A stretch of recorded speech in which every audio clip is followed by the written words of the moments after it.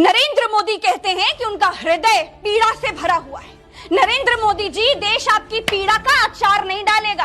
आपको पीड़ा से भरने के लिए नहीं चुना गया है, आपको एक्शन के लिए देश का प्रधानमंत्री बनाया गया है। पीड़ा से भरने से कुछ नहीं होगा नरेंद्र मोदी जी। आपकी सरकार को शर्म से भरा होना चाहिए। आपका हृदय क्रोध से भरा होता तो कल से आज तक मणिपुर के मुख्यमंत्री का इस्तीफा आप ले चुके होते। इतनी बड़ी, इतनी भयानक घटना पर आप बीरेन्द्र सिंह से इस्तीफा छीन लेते, लेकिन क्या हुआ?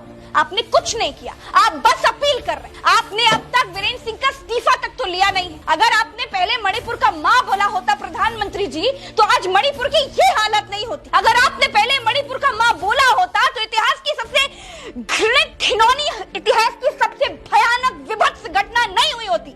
अगर आपने मणिपुर का मां बोला होता तो मणिपुर की मां के हिस्से ऐसा दुर्भाग्य भरे दिन नहीं आते। अगर आपने मणिपुर का मां बोला होता प्रधानमंत्री जी, तो मणिपुर जंगल राज ना बनता। अगर आपने मणिपुर का मां बोला होता तो मणिपुर को खाक में मिलता हुआ धृतराष्ट्र, ये ऐसा मुख्यमंत्री मणिपुर की गद्दी पर टिका नहीं होता।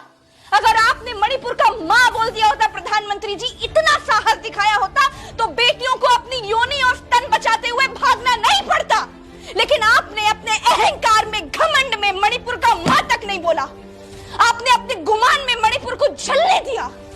आप देश घूमते रहते हैं, कई देश घूमते रहते हैं, फ्रांस, अमेरिका, न जाने कहां कहां घुमाए, लेकिन अपने देश के मणिपुर का मां नहीं बोल पाए, अपने देश के मणिपुर जा नहीं पाए। क्यों नरेंद्र मोदी जी, क्यों?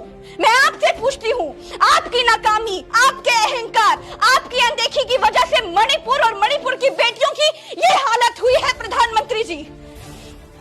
आप दुनिया में डंका बजाते हैं, बड़ा डंका बजता है, बड़ी तालियां बजती है, दुनिया आपके पैर छू लेती है, लेकिन मणिपुर का मुख्यमंत्री आपकी दुनिया से बाहर है।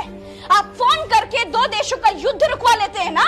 आप इतने बलशाली हैं, आप इतने शक्तिशाली हैं, लेकिन फिर भी अपने मुख्यमंत्री को फोन करके ना तो इस्तीफा